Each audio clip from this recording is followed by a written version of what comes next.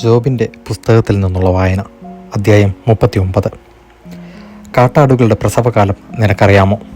മാൻപേടകളുടെ ഈറ്റുനോവ് നീ കണ്ടിട്ടുണ്ടോ? അവയുടെ ഗർഭകാലം നിനക്ക് കണക്ക് കൂട്ടാമോ?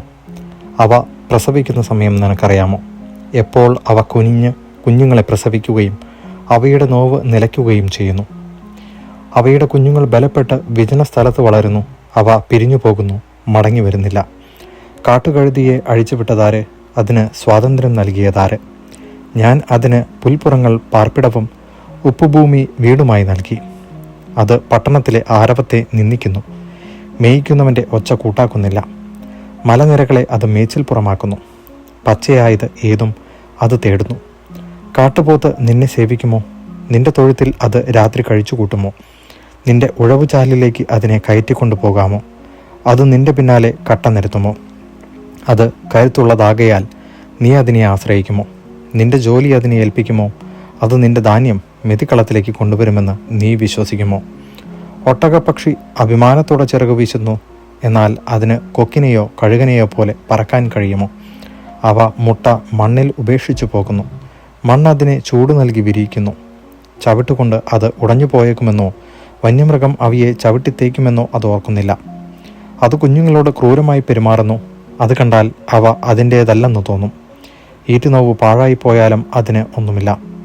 എന്തെന്നാൽ ദൈവം അതിന് ജ്ഞാനം നൽകിയില്ല, വിവേകത്തിൽ പങ്കും കൊടുത്തില്ല. ഉണർവോടെ പായുമ്പോൾ അത് കുതിരയെയും കുതിരക്കാരനെയും പിന്തള്ളുന്നു. കുതിരയ്ക്ക് കരുത്തു കൊടുക്കുന്നത് നീയാണോ? അതിൻ്റെ കഴുത്തിൽ ശക്തി ധരിപ്പിച്ചത് നീയോ?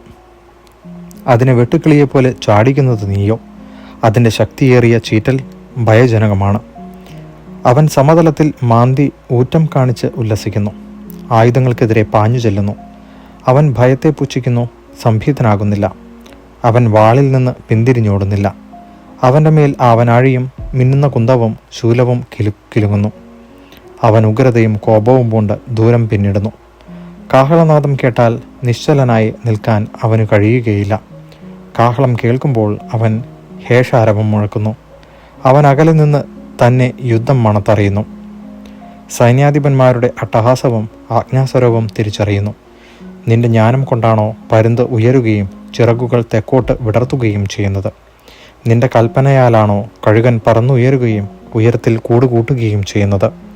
അത് പാറപ്പുറത്ത് ആർക്കും കയറ്റാൻ പറ്റാത്ത പാറക്കൂട്ടങ്ങളുടെ തുഞ്ചത്ത് പാർക്കുന്നു. അവിടെ നിന്ന് അത് ഇര തിരയുന്നു. അതിൻ്റെ കണ്ണ് ദൂരെ നിന്ന് ഇരയെ കാണുന്നു. അതിൻ്റെ കുഞ്ഞുങ്ങൾ രക്തം വലിച്ചു കുടിക്കുന്നു. ശവമുള്ളിടത്ത് അവനുമുണ്ട്. ദൈവവചനമാണ് നാം കേട്ടത്.